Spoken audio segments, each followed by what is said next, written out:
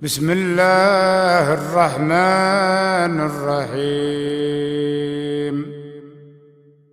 إن في خلق السماوات والأرض واختلاف الليل والنهار لآيات لأولي الألباب.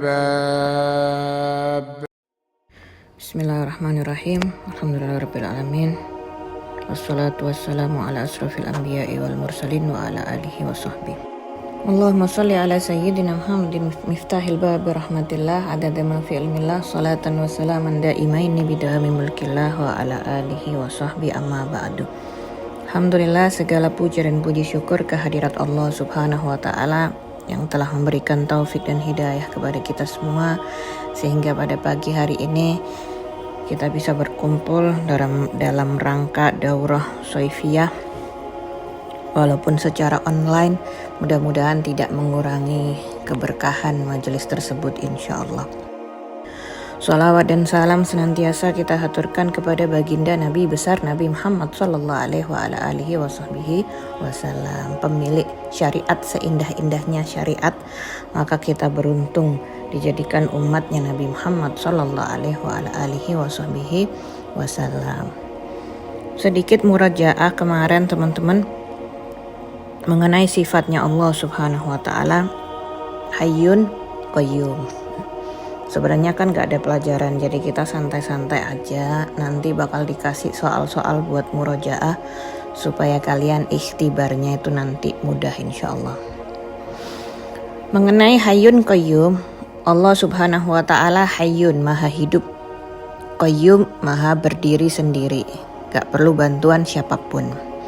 Allah taala Qayyum. Apa arti Qayyum? Qayyum itu qaimun binafsihi, atau kalau dalam sifat 20 dikenal dengan nama qiyamuhu binafsihi, dalam sifat yang 20 itu. Allah Ta'ala tidak membutuhkan siapapun, ya, justru sebaliknya setiap makhluknya yang membutuhkan Allah Subhanahu wa Ta'ala. Itu maksudnya Qayyum, ya. Karena kalau hidup tapi masih perlu bantuan itu gak keren, ya. Dan itu suatu kekurangan kalau sampai Allah Subhanahu wa Ta'ala itu membutuhkan bantuan. Lalu kenapa Allah menciptakan malaikat? Bukankah Allah itu gak butuh bantuan? Kemarin kan udah dibahas ya.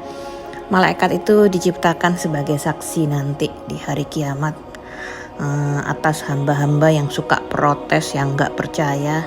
Sesungguhnya Allah tidak pernah mendolimi siapapun. Ya, nanti malaikat itu jadi saksi. Begitu. Allah tidak membutuhkan siapapun kepada siapapun sama sekali karena Allah maha hidup dan tidaklah mati. Karena kenapa? Kematian adalah sifat yang kurang ya akhwat ya. Dan membutuhkan itu juga sifat yang kurang. Nah itu makhluk yang punya itu, sedangkan Allah tidak memiliki kekurangan ya. Allah Ta'ala tidak mempunyai kekurangan sama sekali. Oleh karena itu nama dari nama-nama Allah, sifat dari sifatnya Allah adalah Hayyun Qayyum. Nah kalimat Hayyun Qayyum ini biasanya gabung ya. Kalau kita berdoa ya Hayyu ya Qayyum gitu, emang gabung ya. Karena masing-masing tuh bukan tidak bisa dipisahkan, tapi menunjukkan keagungannya Allah SWT. Gak hanya hidup loh, tapi berdiri sendiri begitu. Kalimat Hayyun Qayyum adalah nama dari nama-nama Allah Subhanahu wa taala yang katanya Imam Nawawi, Hayyun Qayyum ini sifat dan nama Allah yang bila mana kalau kita berdoa menggunakan ya Hayyu ya Qayyum, kita doa pakai kata Hayyun Qayyum, maka insya Allah doamu akan diijabah. Salah satu alat memuji Allah yang paling efektif ya. Di samping ada kata-kata ya Rabb atau ya Rahman ya Rahim ya Arhamar Rahimin, ada lagi senjata ya Hayyu ya Qayyum. Makanya kalau istighfar subuh tuh biasanya ada ya Hayyu ya Qayyum la ilaha illa anta begitu. Bila mana engkau, kata Imam Nawawi, berdoa menggunakan Hayyun Qayyum, maka insya Allah doamu akan diijabah, mustajab. Beliau katakan itu adalah Ismullahil a'dhamul ladzi ma du'iya ahadun bihi illa stujibah, dikatakan.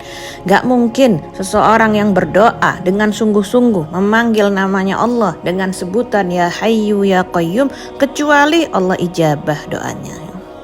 Ismullahil a'dham, yang tidaklah hamba memanggilnya dengan nama tersebut ya hayyu ya qayyum, melainkan ia akan menjawab panggilannya. Allah jawab balik panggilan hamba yang memanggil Tuhannya dengan sebutan ya hayyu ya qayyum. Itu ya bagi yang nanya kemarin urusannya hayyun qayyum. Nah sekarang mau cerita sedikit ya ke kalian. Alhamdulillah dengan taufik dari Allah SWT terselenggaralah daurah Soifiyah online ya. Daurah DZ yang ke-30 di tahun keempat. Ya, kalian tahu nggak sih daurah itu apa? Jadi ini daurah yang keempat jadinya ya, dengan kurikulum yang dikontrol langsung oleh Daruz Zahra. Daurah sendiri itu kalau dalam bahasa kita artinya pesantren kilat, kurang lebihnya nyantri tapi kilat. Nah, cepet, kilat, waduh. Kan kalau kita kirim paket ada yang ekspres ya, kilat khusus, ada yang biasa aja gitu, ada yang lama. Nah, ini juga ya daurah ya kayak sekolah tapi kilat, cepet, programnya itu cepet, makanya namanya daurah. Awal mulanya ini cerita sedikit ya. Awal-awal dulu daurah itu mulai diadakan di Hadramut. Nah, dibuat oleh Sayyidil Habib Umar bin Hafid di kota Syihir. Nah, kalau kalian tahu ada kitab yang judulnya Maqasid Halagat Ta'lim, itu hasil daripada daurah pertama Habib Umar bin Hafid. Menghasilkan satu kitab yang kecil tapi manfaatnya luar biasa buat pengajar ataupun buat pelajar. Dulu dibuat di Hadramut oleh Sayyidil Habib Umar di kota Syihir sekitar 30 tahun yang lalu, awal mula daurah. Kalau yang online kan baru tahun keempat ya. 30 tahun lalu. Ya, makanya ini sekarang namanya daurah yang ke-30. Yang tadinya daurah itu khusus hanya untuk mereka anak-anak yang sekolah biasa, bukan sekolah agama. Di masa liburnya, jadi libur antara bulan Julai dan Agustus ya, ya udah daripada kosong mending ngaji deh gitu. Jadi mereka memanfaatkan liburan mereka untuk ikut daurah. Daurah di mana? Pertama di kota Syihir, salah satu kota di Hadramut. Yang tadinya Habib Umar tuh tinggal di situ. Belum ada, Darul Mustafa masih belum ada. Habib Umar tinggal di kota Syihir, mulai membuka daurah untuk anak-anak sekolah. Jadi anak-anak yang bukan santri, bukan anak-anak pondok pesantren, anak-anak luar, sekolah biasa, sekolah pemerintah. Dimulai daurah tahun pertama, kemudian dibuka lagi, antusiasnya banyak, Masya Allah. Tahun kedua, salah satu program tersukses Habib Umar ya, setelah Khulasah Madad Nabawi yang tersebar di mana-mana ya. Kemudian tahun ketiga udah pindah ke kota Tarim ya, yang tadinya untuk kelas SMP, SMA, sekolah menengah. Kemudian ikut andil juga anak-anak kuliahan, anak-anak universitas. University. Kemudian meluas. Gak cuman di sekitar Hadramut, subhanallah. Buka juga pendaftaran, ikut andil juga orang-orang yang dari luar Yaman. Orang-orang dari Teluk Arab. Yang pertama tuh yang ikut daurah. Dari Teluk Arab, yang dari Saudi, yang dari Mesir, yang dari Emirat Arab masuk. Makin lama makin membesar, akhirnya dijadikan momen terbesar tahunan Darul Mustafa. Jadi tiap tahun pasti buka program daurah untuk umum seluruh dunia, siapapun yang mau ikut. Jadi event besar-besaran Tarim setiap tahunnya gitu. Dan Habib Umar khusus ya, nggak keluar kemana-mana, emang 40 hari khusus ya. Makanya Habib Umar bilang kalau yang ijtihad, yang bersungguh-sungguh benar-benar daurah 40 hari ini ya, mereka dapatnya tuh bakal ngalahin yang tinggal di Tarim selama 4 tahun. Bayangin, kalau emang sungguh-sungguh ya, kalau emang ijtihadnya kuat benar-benar dari awal sampai akhir gak pernah bolong ya.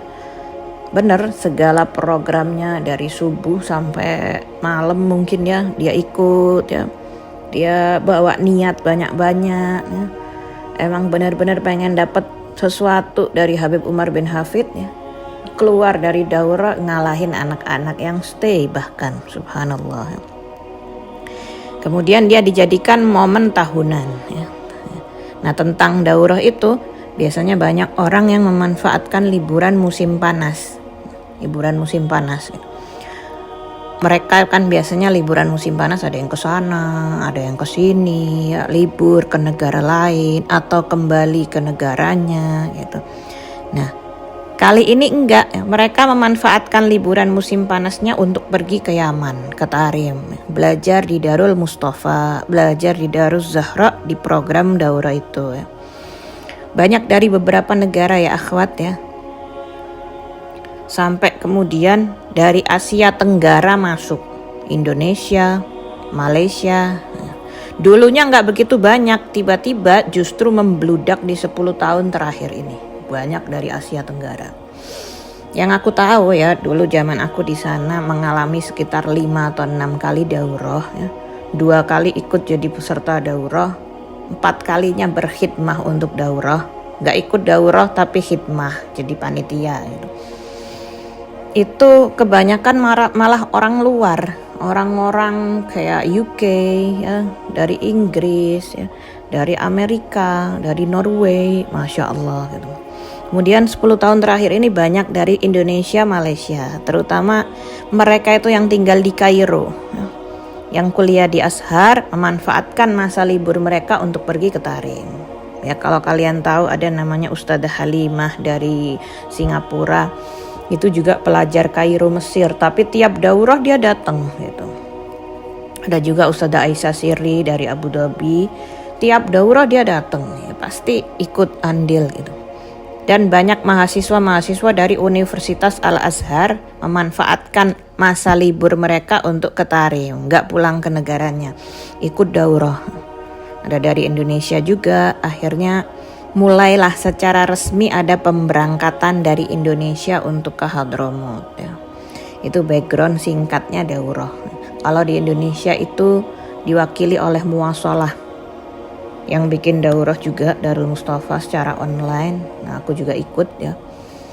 Pemberangkatan resminya tuh melalui itu. Itu tahun ini alhamdulillah ada 30 pelajar yang ikut. Tiap tahunnya tuh ada ya, ngirim peserta untuk daurah offline ke Tarim ya.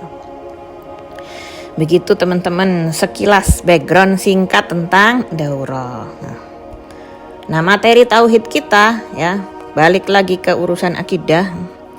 Materi tauhid kita ini diambil dari kitab Aqidah Ahlil Islam. Udah tahu semuanya ya, karangan siapa? Karangan Al-Habib Abdullah bin Alwi Al-Haddad. Binisbah ilmu tauhid sendiri ya, ilmu tauhid itu ilmu yang sangat penting ya akhwat ya. Sangat penting ya. Bahkan dikatakan ilmu tauhid itu yang pertama kita harus ketahui ya. Yang kita harus ketahui pertama kali sebagai seorang mukmin ketika dia baligh, bukan ilmu ini ilmu itu, tapi apa? Ilmu tauhid ya.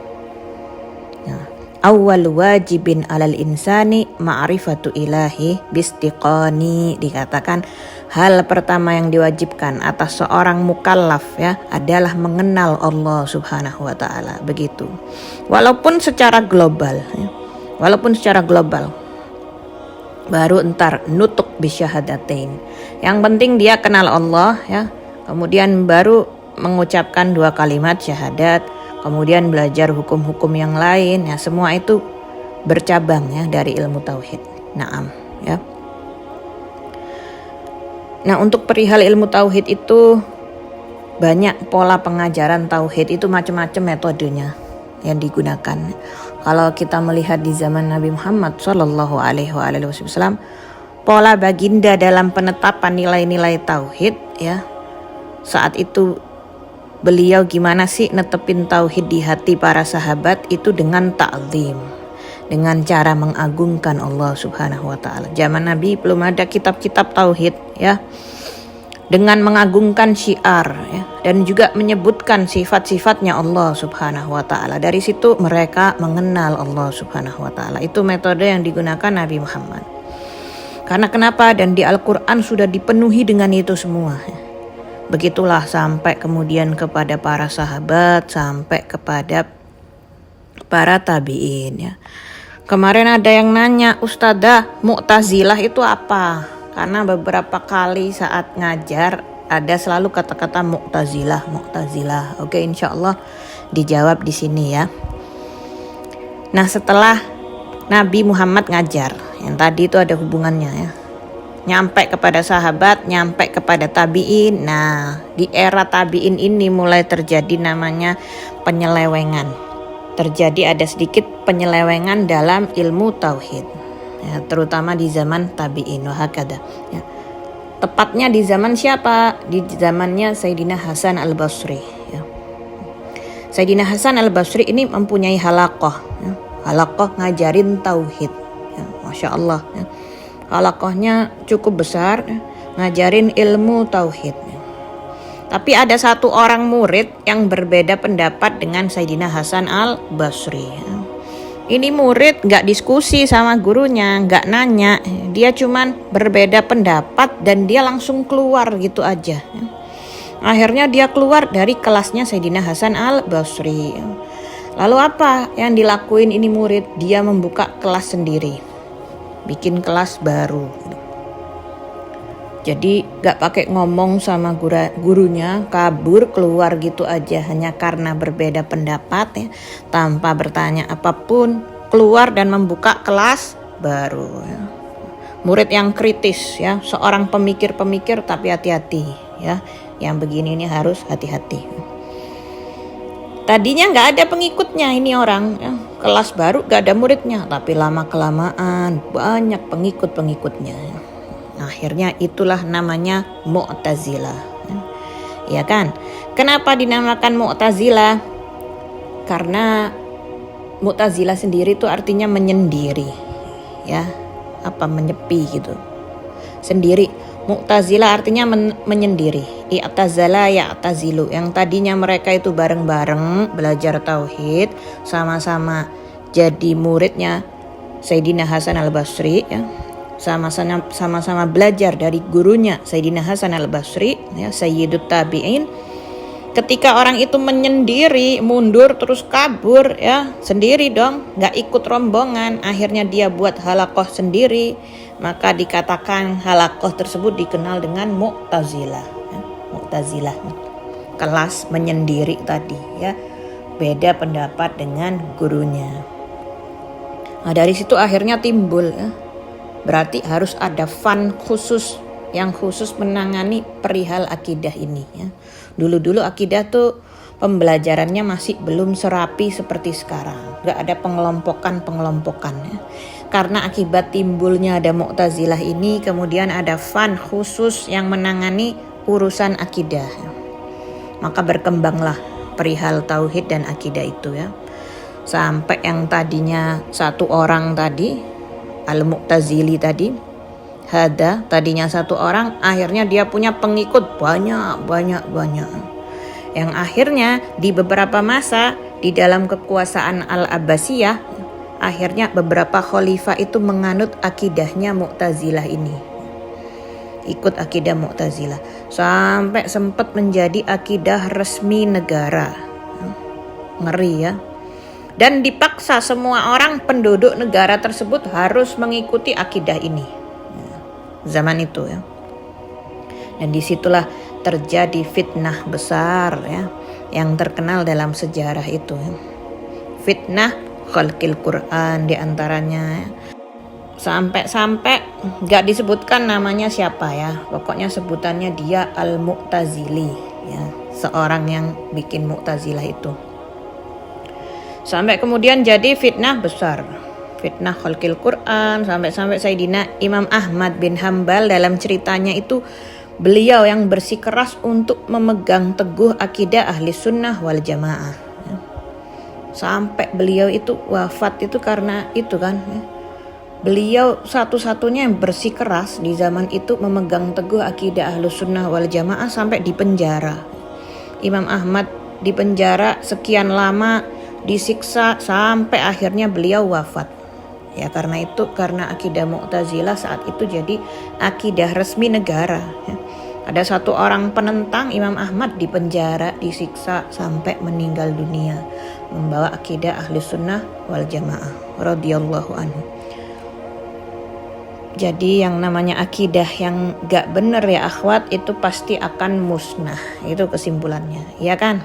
Akidah yang gak bener pasti akan musnah. Dengan silih bergantinya zaman, orang semakin pinter, semakin kritis. Walaupun sempat Masya Allah, sempat jadi mayoritas atau mayoriti ya. Tapi yang namanya sesuatu yang batil itu pasti gak akan lama. Wah, semua itu ada masanya. Dan semua akan kembali ke kebenaran. Ya alhamdulillah ya. Ja'al haq wa zahaqal batil ya. Nah begitulah ya akhwat, karena berkatnya Imam Ahmad bin Hambal bersikeras untuk memegang teguh akidah ini, akhirnya ya, tapi nggak langsung sih ya, 1 abad kemudian kembalilah akidah itu. Kembalilah akidah Ahlus Sunnah wal Jamaah menjadi akidah yang said, yang jadi kebanyakan mayoriti ya, wa ala kulli hal. Nah, sampai apa yang terjadi sampai ketika zaman Abu Ja'far al-Mansur ya. Ada yang bilang juga pada fase-fase khilafah Abbasiyah. Jadi ilmu tauhid ini menjadi ilmu yang rapi, dirapikan ya. Yang babnya itu jelas ya, dibagi-bagi poinnya. Kayak kemarin kita bahas ada uluhiyat, nabawiyat, sam'iyat, sampai ada sahabiyat juga ya. Itu di masa khilafah Abbasiyah, jadi rapi ya. Tepatnya di masa-masa kejayaan peradaban Islam di Baghdad, Irak. Begitu ya akhwat. Jadi di zamannya Abu Ja'far al-Mansur ada yang bilang sebelum, ada yang bilang setelahnya ya.